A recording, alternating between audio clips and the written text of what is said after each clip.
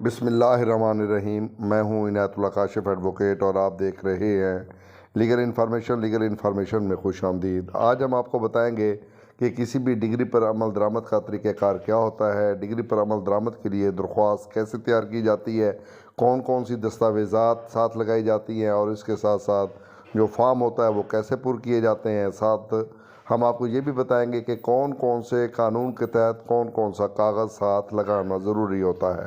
قبل اس کے کہ میں اپنے موضوع کی جانب بڑھوں، آپ تمام احباب سے صدا چینل کو سبسکرائب کر لیں، بیل آئیکن کو پریس کر دیں، ویڈیو کو شیئر کر دیں۔ تو بڑھتے ہیں آج کے موضوع کی جانب۔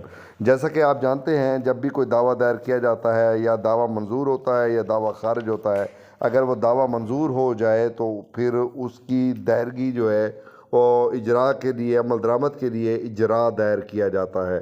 کسی بھی عدالتی فیصلے پر عمل درآمد کے لیے جو درخواست دائر کی جاتی ہے اس کو ہم انگلش میں ایگزیکیوشن کہتے ہیں اور اردو میں اس کے لیے لفظ اجراء استعمال کیا جاتا ہے۔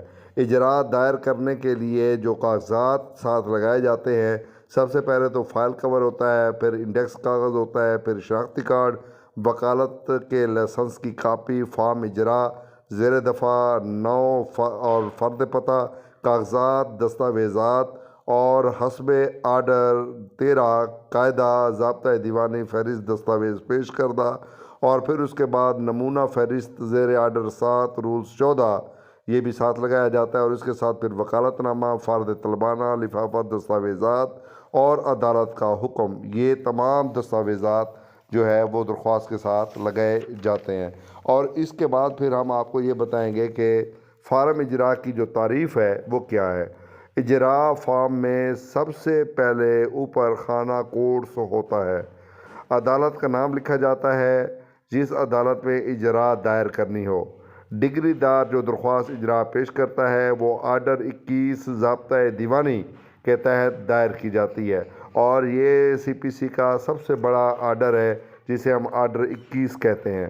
اور یہ فارم کا بڑا خانہ ہوتا ہے جس کے 3 حصے ہوتے ہیں۔ پہلے حصہ میں 1 تا 10 نمبر شمار دیے جاتے ہیں، اور دوسرے حصے میں 1 تا 10 تفصیل ہوتی ہے، اور تیسرے حصے میں خانہ خالی ہوتا ہے جو مکمل کرنا ہوتا ہے، جو خانہ نمبر 2 میں بتایا گیا ہو۔ اور پھر آخر میں جناب عالی لکھا ہوتا ہے، اور اس میں تمام حکم کی تفصیل لکھتے ہیں، تصدیق کی جاتی ہے، اور جس نے اجراء دائر کی ہو اس کا مکمل نام، پتہ وغیرہ بھی ساتھ لکھا جاتا ہے۔